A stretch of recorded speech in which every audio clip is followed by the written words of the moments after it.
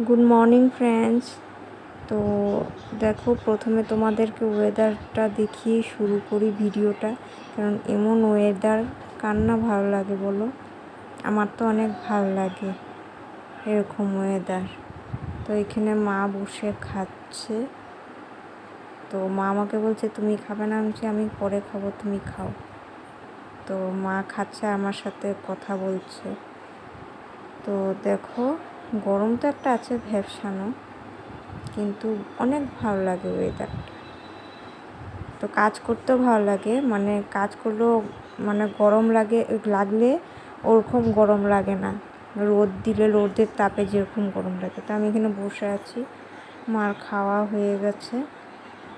তো খেতে আজকে যেন ইচ্ছে করছে না, কেন জানি। তো আমার স্নান হয়ে গেছে, এমনি গায়ে জল ঢেলে এসেছি, বসেছিলাম। তো এখনও আমি খাইনি। তো এখানে কাঁঠাল দিয়েছিল এক কাকিমণি কবে থেকে। তো কাঁঠালটা হচ্ছে না, সোমবার মঙ্গলবার করে, বুধবারও হলো না, বৃহস্পতিবার দিনও আমাদের নিরামিষ। সোম মঙ্গল বৃহস্পতি আমাদের নিরামিষ। তো আজকে শুক্রবার, তো ভাবলাম যে কেটে নিই, আজকে রান্না করবই। আর ওদিকে বরমশাই আলু পেঁয়াজ সব দিয়ে গেছে। আজকে যদি রান্না না করি তো আমাকে এসে আর ঘর থেকে বের করে দেবে, থাকতে আর দেবে না। তো দেখছি এক জায়গায় পোকা দেখছি ভিতরে। প্রথমে দেখছি যে কীরকম একটা দাগ, তারপরে কাটছি, দেখছি পোকা। তো কেটে ফেলে দিয়েছি, ফেলে ভালো জায়গাটা কেটে তারপরে বানিয়েছি। তো ডেলি এসে আমাকে বর বলে যে আজকে বানাও নয়। আর এখন এই সময়টা কাঁঠাল খেতে ইচ্ছা করে না। তো আমি ভেবেছিলাম কাউকে দিয়ে দেব, কেউ মানুষও নেয় দেওয়ার মতন, কেউ নেবেও না। আর চৈত্র বৈশাখ মাসে কাঁঠালটা খেয়ে ভালো লাগে তরকারি।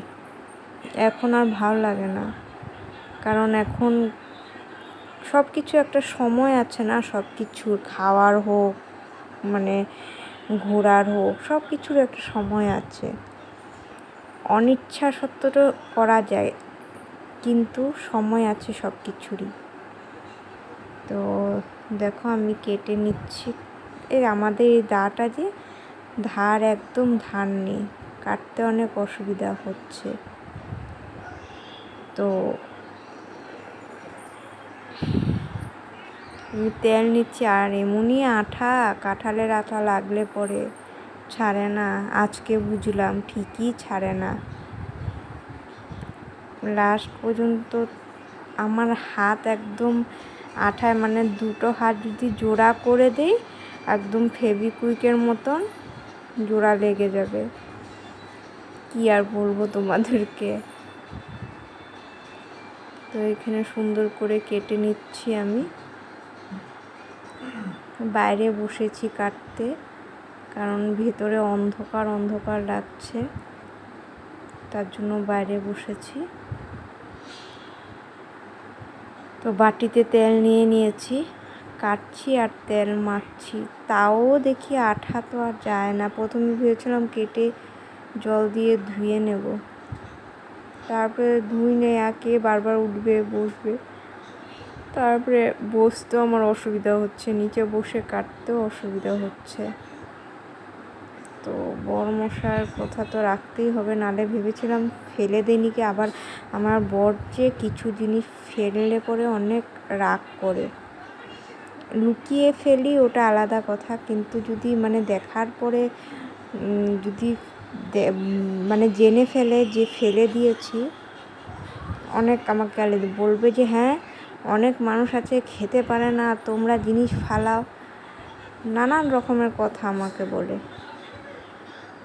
তো ও কথা বলে যে সত্যি কথাই বলে, অনেকেই তো খেতে পারে না গো, আমরা পেয়েও নষ্ট করি। আমরা তো অনেক ভালোই আছি খাওয়া দাওয়াতে, অনেক মানুষ আছে খাওয়া দাওয়াতে অনেক কষ্ট পায়, তাই না বলো? তো ওটাই কথা। তো তারপরে কাটা হয়ে গেছে। তো মাকে বললাম, মা একটা ম্যাগি এনে দেবে, খিদেও পেয়েছে। তো মা বলছে দাও। মাকে টাকা দিলাম, মা একটা ম্যাগি এনে দিল।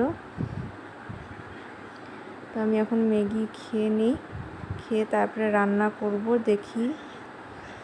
তারপরে ম্যাগিটা খেয়ে ভাবলাম যে আমি যে চুলের রেমেডিটা ইউজ করি, তো কাল রাতে ভিজিয়ে রেখেছিলাম মেথি, তো ওটা চুলে লাগিয়ে নিচ্ছি।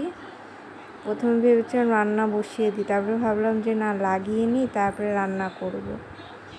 কারণ রান্না করতে তো আমার এদিকে লাগিয়ে নিলে আমার 1 ঘন্টা হয়েও যাবে, আর যদি রান্না করতে ঢুকে পড়ি তো আমার ওদিকে রান্না করতেই সময় পার হয়ে যাবে, তো এদিকে আর লাগাতে পারবো না। তো এদিকে আমার ঘর ঝাড়ু দেওয়া হয়ে গেছে, কিন্তু ঘর মোছা এখনও হয়নি। তো খালি এখন রান্নাটা করব, ঘরটা মুছে রান্না করব। কাপড় কাচারও আছে, বেশি কাপড় নেই। গতকাল কেচেছি যে তেমন নেই, অল্প স্বল্প আছে। তাও জল ফিল্টার করে কাচতে বহুত কষ্ট হয় জানো। যার যার কষ্ট শেষে বুঝে বন্ধুরা, আমার কষ্ট আমি বুঝি। তো তাই আমি তোমাদের থেকে অল্প সাপোর্ট চাই, তোমরা সাপোর্ট করো আমাকে, কমেন্ট করো। আর চুল এত পড়ে কি বলবো তোমাদেরকে, মানে চুল পড়ার শেষ নেই। আর কদিন পরে টাকলু হয়ে যাব। তো এই রেমেডিটা ইউজ করে তো ইমপ্রুভ পেয়েছি অল্প স্বল্প। তারপরে লাগিয়ে মা এসে পড়লাম রান্না করতে। এদিকে আলু কেটে নিয়েছে, আলু ভাজবো। তো মা খাবে না বলেছে কাঁঠাল, তার জন্য আলু দিয়ে দিলাম। তো আলুটা ভেজে নিই লাল করে। এদিকে দেখো কাঁঠালটা হলুদ আর নুন দিয়ে সিদ্ধ করে রেখে দিয়েছে।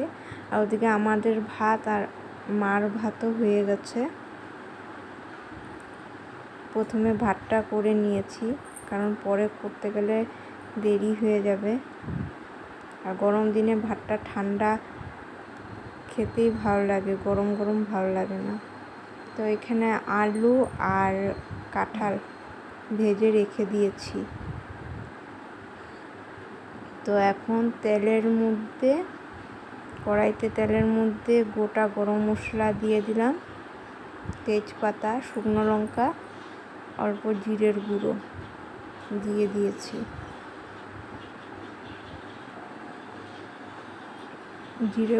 জিরের গুঁড়ো বলে সরি, গোটা জিরে দিয়ে দিয়েছি। গোটা জিরে না দিলেও হয়, তাও আমি অল্প দিয়ে দিলাম। তো বেশি ঝোল রাখবো না, শুকনো শুকনোই বানাবো। ডাল তো সকালে বানানো হয়ে গেছে। তো দেখো আমি আর একটু জল দেবো, এখন এটাকে কষাচ্ছি।